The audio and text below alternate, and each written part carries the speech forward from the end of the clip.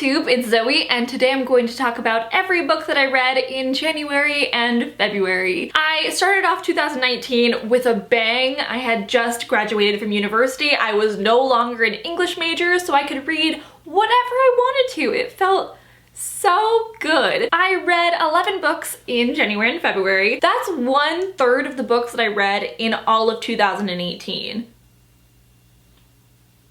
Pretty good. Let's talk about the first book I read in 2019, shall we? Everything I Never Told You by Celeste Ng. This was on my shelf for I think 2 years, maybe even longer. I think somebody recommended this book to me, or it was really popular on BookTube a few years ago. But I got it so excited to read it.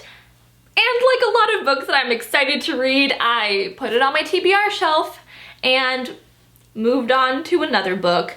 So I neglected this book. I feel so bad that I hadn't picked it up before now because I gave it 4 stars. This was such a hidden gem for me. I know it's a popular book, but I feel like I discovered something new out of the rubble that is my TBR shelf. This is a historical fiction book. It's set in 1970 in small town Ohio. It's also a mystery because guess what? Lydia, the favorite child of a Chinese American family, has been found dead in the middle of the local lake. She was seen as such a good kid. She never really caused trouble. She always followed what her parents told her to do. So the plot of this book focuses on the mystery, trying to figure out how Lydia died. Was she murdered? Was it suicide?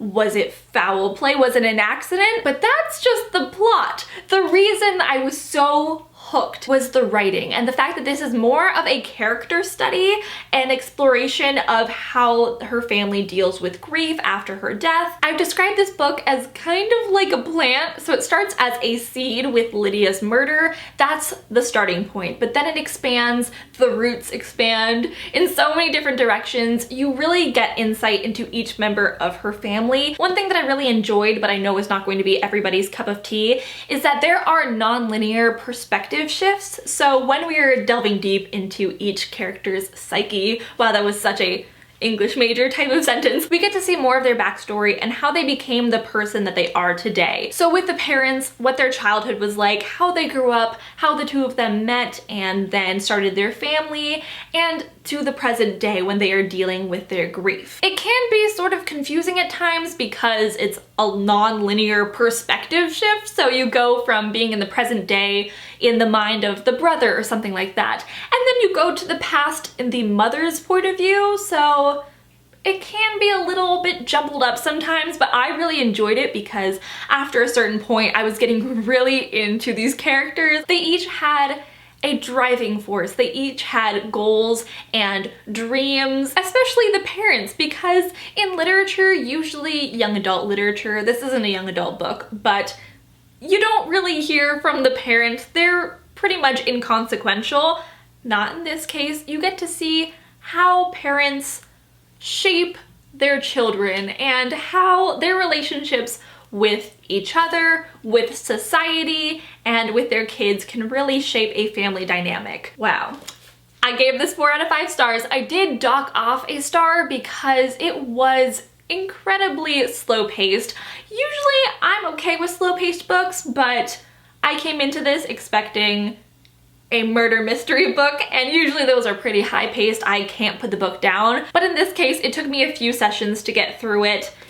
It's pretty darn short. I enjoyed this, if you couldn't tell from my gushing about character studies. Okay, so the next 3 books are 3 books in a series, the Wayward Children series by Seanan McGuire. So we have Every Heart a Doorway, which is numero uno. We have Down Among the Sticks and Bones, the second one, and then Beneath the Sugar Sky, the third one.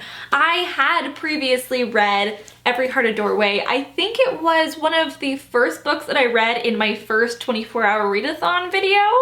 Yes? Yes. I thought it was okay when I first read it, but after I did read it, I heard so much hype from so many of my favorite booktubers about this book. They all were absolutely in love with this series. So I wanted to give it another chance. I thought maybe it was the fact that I read it during a readathon. I blew through it too quickly to really grasp this book and love it for what it is. But then I reread it and I still thought it was just okay. With all of these books, I think it comes down to the fact that I love the idea of these books rather than the actual execution. If you don't know what this series is about, it's about what happens after kids come back from their fantasy land. So like what happens after Alice comes back from Wonderland and these kids end up going to a boarding school, learning about how these worlds are constructed, where their worlds lie on a compass. Are they logical or do they have zero reason? Are they evil or are they good worlds? It sounds so fascinating because there's so much lore that Seanan McGuire has created around these worlds. She has found a way to kind of connect every single fantasy story together. It has so much potential and I was disappointed every single time. One of my biggest gripes is just the fact that they're so short. And she packs in enough story for a full-length novel. These are novellas. I think they're all about 200 pages. This first book is 169 pages. There's a murder mystery in this. There is getting to know what the world is like and all of this lore. All of this jam-packed into 169 pages. I need to completely understand fantasy worlds. That's kind of why I don't read a lot of fantasy, because it takes me so long to read them. I take my time. I really try to grasp every single bit of knowledge while reading these. I need to completely be immersed in these stories and understand how like a magic system works, how this works, how that works, before I can actually enjoy it. But the moment that I finally understood how this story worked, it was over. What? I didn't care about any of the characters because it was 169 pages long and you didn't get a lot of character development in this.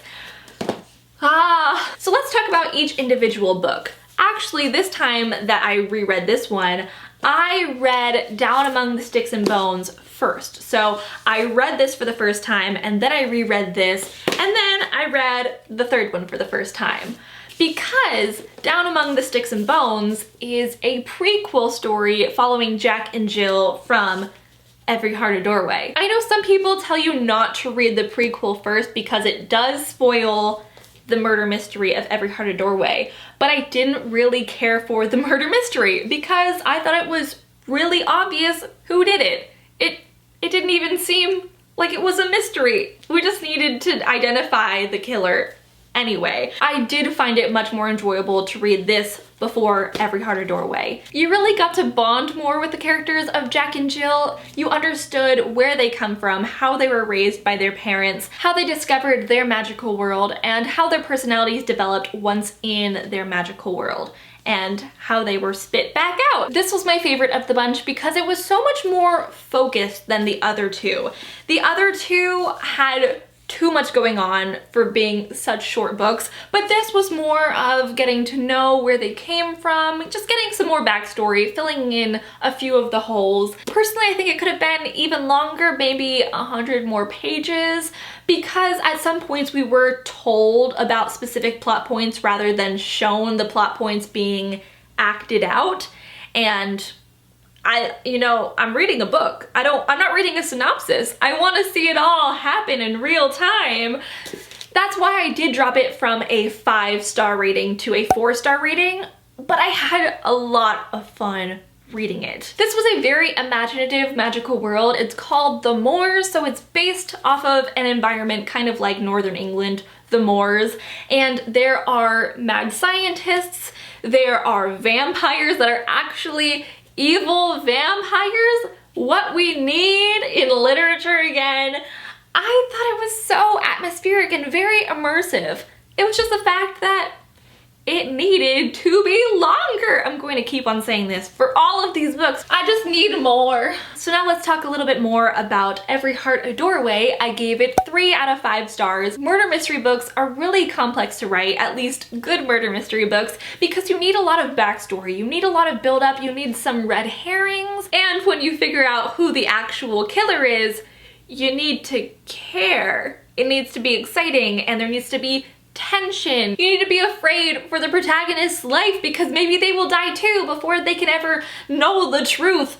I didn't feel any of those things. I did feel kind of bad when the first character died, but seeing as we had only met that character for a couple of pages and we were told about their personality rather than shown more or less, I didn't care too much. I think the reasons for the murders and, again, the premise of this book, A+.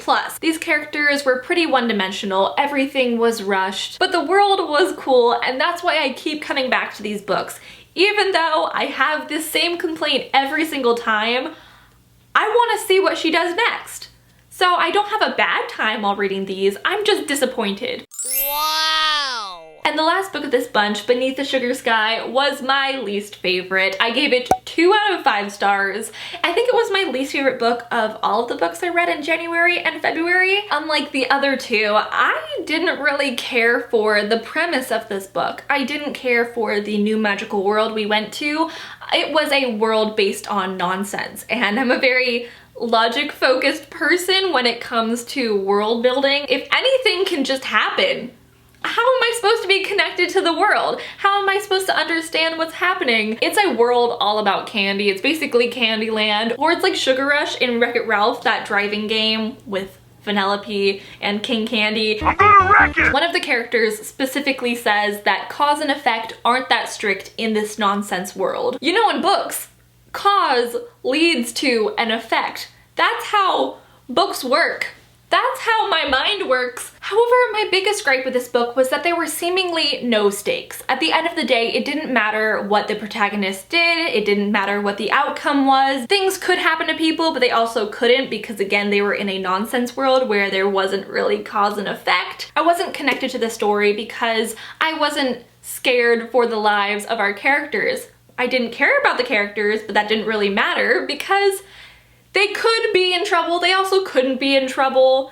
You see, even me describing this book is very confusing. I think Cade was really the only character I cared about. Cora was pretty annoying. I wish we didn't have to read from her point of view because I thought we might be able to read from the perspective of someone we already met and cared about, like Cade, but no, we had to be introduced to a new character, another new character. These books are too short for all of these characters that I don't really care about because they aren't developed. We have no history with them. Also, again, we were told about things that happened rather than shown things that happened. We were told about specific character traits of these characters rather than shown them having these traits. It was rushed.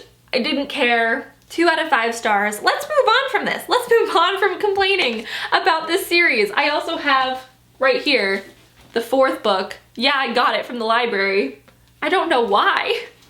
I want to torture myself even more. I mean, to be fair, they are entertaining. I mean, not this one. We're not going to talk about Beneath the Sugar Sky, but the other 2 were actually genuinely entertaining, and that's why I put myself through this. So now we're going to talk about another series of books that I read in January. They are the Saga graphic novels by Brian K. Vaughan and Fiona Staples. I read the first 4. I got the 4th one from the library, so I don't have it physically, but they just got better with time. The first one I read was obviously Volume 1. I really enjoyed the art style of this series. I think, at least to me, it's really unique. I don't want to show you anything really gory or vulgar because, yes, those are 2 things that happen in this book a lot. There's a lot of explicit scenes, both with gore and with like sexual relations. I have read the first volume before. I think I read it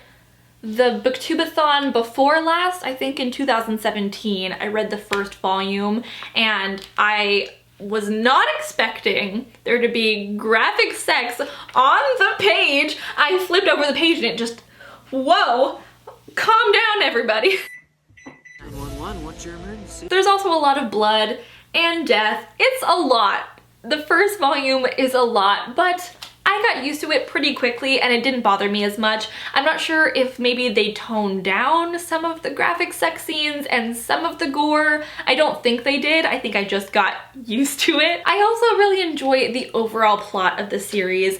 I didn't so much in the first book because it wasn't really fleshed out at the time. So it's basically Romeo and Juliet in space. Both of them were soldiers for opposing sides of an intergalactic war that's been raging on for years, and they fall in love and have a kid. It's told from the perspective of the child looking back from the future. So you get little hints of what happens in the future. You're being told the story linearly, so you aren't really sure what's gonna happen in the end. You know that the child lives because it's from her perspective. I don't know what happens to the parents and I'm really scared. It's about their love defying all odds and also raising a child in such a violent and oppressive world where war is raging on. It's very dangerous, but they stick together like true family. I gave this 3 out of 5 stars because the first volume, the plot wasn't that unique. I wasn't really engaged with any of the characters. I gave the second volume 3.5 out of 5 stars. I thought it was a slight improvement from the first volume. You got more backstory on how Marco and Alana, the 2 main characters, met. There was simply more heart in this volume, and that's what was severely lacking in the first volume. It was a lot of things to grab your attention, but there wasn't really plot and heart to back it up. The things that I need. I need love. Baby, don't hurt me. This volume sets the tone for the other 2 that I read because it shows that although it can be vulgar and abrasive at times, there is love at the core of it. They're doing all of this for love, for family, for friendship, and that's what really makes the world go round. Hey. The third volume I gave 3 out of 5 stars. I felt like this was a lot of filler content. It didn't seem like it really propelled the plot forward. It was still enjoyable. I still really enjoy this art style. Just look at this. Well, I can't show you that, but look at this. It's so colorful, and I love how each world has a different temperature and tone to the colors used. So this world is more green with like a slight yellow undertone, and this one has more of like a blue undertone. Whoa, look at me sounding artsy. I cannot draw at all, but I can appreciate good art. Although the plot wasn't really moved forward that much, I did think that it developed the characters even more, and I love Gwendolyn, I love Sophie, I love Alana and Marco. And then I read volume 4, which I gave 4 out of 5 stars. Yes, I finally loved one of them. Even though this was one of the shorter volumes, a lot happened in it. I think partially because there was a time jump, so we moved to when the plot was actually going forward. All of the 3 previous ones happened back to back, and so it was just little tiny baby steps, but this was one big step forward for humankind. Alien kind? I thought the art was at an all-time high. The plot, oh, so much happened, and I care for all of these characters. Also, there's this cute little guy named Goose, I think. He's so adorable. I want to adopt him, but I read all 4 of those volumes in less than 12 hours. I do need to get the 5th one from the library. This is just reminding me right now, so maybe in March I will finally continue on with the series. The next book I read was Little Fires Everywhere by Celeste Ng. I knew after I read Everything I Never Told You, I had to pick up her next book ASAP, especially because I learned that Reese Witherspoon is making an adaptation of this with Kerry Washington. Just like Everything I Never Told You, this is another historical fiction book. It's set in the 90s, so not really history. This also has a mystery at the center of it. Nobody has died. Unfortunately, I love murder mysteries. It follows 2 families in a planned suburb of Cleveland. It follows the Richardsons. They're a very white, all-American family with money. And then we follow the Warrens, who are a mother and daughter. They frequently move from city to city because the mother, Mia, is an artist. She packs up and leaves with her daughter once her inspiration for her art runs out. So she rents a house from the Richardsons, and that's how they get to know one another. The daughter, Pearl, is influenced by the Richardsons, and one of the daughters of the Richardsons is influenced by Mia. So they're each kind of polluting their families, their mothers' ideas of who they should be as people. Like Everything I Never Told You, this is again a mystery that's really more of a character study. So we get to know all of these characters' backstories, all of their relationships with one another. I love how in her books, the mothers have such complicated inner dialogue and an inner life. They each have all of these dreams and ambitions. Sometimes they cast aside their dreams in order to be a mother, but they still have that ambition inside of them. This was, again, a very slow-paced book. It took me a while to get into it, but once I was into it, I had to know what happened. At one point in this, family friends of the Richardsons decide to adopt a Chinese-American baby. This really divides the community, with everybody having their own opinion on the matter. So Mrs. Richardson is definitely on one side of the argument, and Mia Warren is on the complete opposite side. I think this is going to make a great TV show, and I can't wait. Also, I can't wait to read more Celeste Ng. Okay, so the next book I didn't love as much. This is kind of a flop reading wrap-up.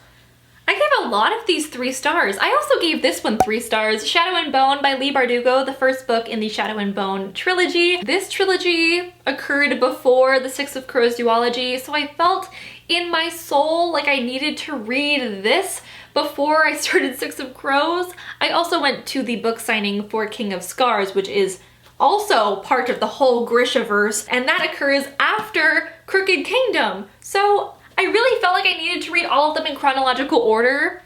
Turns out I don't really need to, but I need to for my well-being. This is okay. It was written in 2012, and I think if I read it in 2012 when I was in high school, I would have really enjoyed it. What? However, I think that a lot of fantasy writers have taken from this book. I know so many of these things are now common tropes in fantasy that I have seen played out far too many times. So this felt like an amalgamation of all of the fantasy books that I have read since like 2013. We have a love triangle where one of them is the soft boy and one of them is the bad boy. I don't like either of them. I was interested to know what happened next, but every time I put down the book, I kind of forgot that I was reading it. I will say that the world is so interesting. It's unlike any other fantasy world I've ever read about before, and that's why I'm excited that she's stuck in the world to write all of the other Grishaverse books. It is an industrial Russian-inspired world, which stands out so much in the sea of medieval European and English-inspired fantasy worlds. There's a little bit of technology, and I love that the food's inspired by Russian food. I don't really know anything about Russia. To be honest, everything I know about Russia is from the animated movie Anastasia. And from, you know, some of my history classes, but really Anastasia. I forgot the main character's name. That's how forgettable this book is. I remember the Darkling because everybody talks about the Darkling. Also, people like the Darkling. Does he get better? Because what? I also really enjoy the magic system. There are different classes of magic users. I'm going to read them off of my computer because I kind of forgot their names. There are the Corporal Kai, which are the Order of the Living and the Dead, so they can heal people, they can also kill them. There are the Ethereal Kai, which is basically Avatar, the Last Airbender. So we have the air users, the Squallers, we have the Inferni, which are the fire users, and then the tide makers, which are the water benders. And then we have the material kai, which are the fabricators. They can create magic infused items and clothing. I think that's so interesting. We've seen elemental magic in so many different fantasy series. It's still my favorite type of magic. Nothing against it, but we've seen it in Vampire Academy. I think it's also in Children of Blood and Bone and Truth Witch. I haven't read either two of those, but I want to because I love elemental magic. But this takes just one step further and it creates the fabricators. It's the lamest of all of the powers. I would not want to be a fabricator when I could be a firebender, but it just adds a little something special. So I'm not sure if I'm going to continue on with the Shadow and Bone trilogy. I do own the other two books. Should I waste my time and read them? Are they worth reading today? In 2019. You know what? I'm going to have a poll right up there to help me decide whether to read Siege and Storm. My fate is in your hands. Sorry to tell ya. Alrighty, so the only book that I read in February was Josh and Hazel's Guide to Not Dating by Christina Lauren. I loved this. I read this because February, Valentine's Day, love. I gave it 4 out of 5 stars. I desperately want to read more Christina Lauren in the future because this was so cute. I could not put this down. So let me tell you about this book. It is about Josh and Hazel. They first met when they were in college, and Hazel made a great big fool of herself. She's basically like Jess Day from New Girl. She's very quirky. She has a lot of pets. She loves animals. She also loves being true to herself, and that's a deal breaker in any relationship. She's had trouble in the past because the men in her relationships, kind of like a manic pixie dream girl, they expect her to be fun for a couple of months, make them realize how good life is, and then once they've gotten everything they could out of Hazel, they expect her to calm down and be more of a straight-laced person, more normal. But that's not her. She is weird, and she embraces it. In case you haven't noticed, I'm weird. I'm a weirdo. Because of this, she has trouble in relationships. But then about 10 years after college, she runs into Josh again at a party. They decide they are still better off as just friends. So they do what any friend would do and set each other up on terrible blind dates. They go on these blind dates together, and you know, that's all I'm gonna tell you. Josh and Hazel really do complement each other perfectly. We have Hazel, who's really out there, really extroverted, and then we have Josh, who is so great. I love him. He is much more introverted. He is a stable, supportive, loyal person who's also kind. I'm gonna tell you that this was surprisingly more steamy than I was expecting. I do read a lot of contemporary romance, but not a lot of the contemporary romance I read has explicit sex in it. I wasn't mad at it. It was really well written. The development of these characters and this relationship, really well done. The reason why I docked off a point was because this book was 100% about romance. You'd think I would have expected it.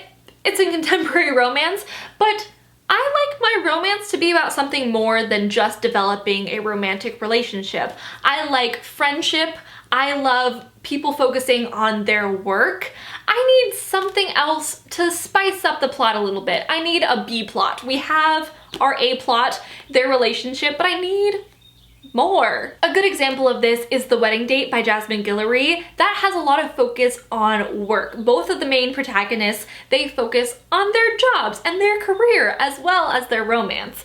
This, although Hazel did have a new job in this book, we only saw her at work once or twice, I believe, and for less than a page. Instead of focusing on something non-romantic like their family, we got unnecessary romantic drama. It just swooped on in the last third of the book and dragged this down from a 5-star to a 4-star. Still really enjoy it though, still recommend it, and I do want to read more Christina Lauren in the future. So those are the books that I read in January and February. I hope you enjoyed. Let me know down below, what was the best book you read in January and or February, or the book you're currently reading? Just let me know. I love to hear what you're currently reading. I get so many great recommendations from you guys, so thank you. Also, please let me know, should I continue on with the Shadow and Bone trilogy or just get on into the good stuff? Let me know with the poll up in the corner. I'm gonna start doing more polls. I love statistics. Thank you so much for watching. I hope you're having a great day, and I'll talk to you all soon in my next video coming up soon. Bye!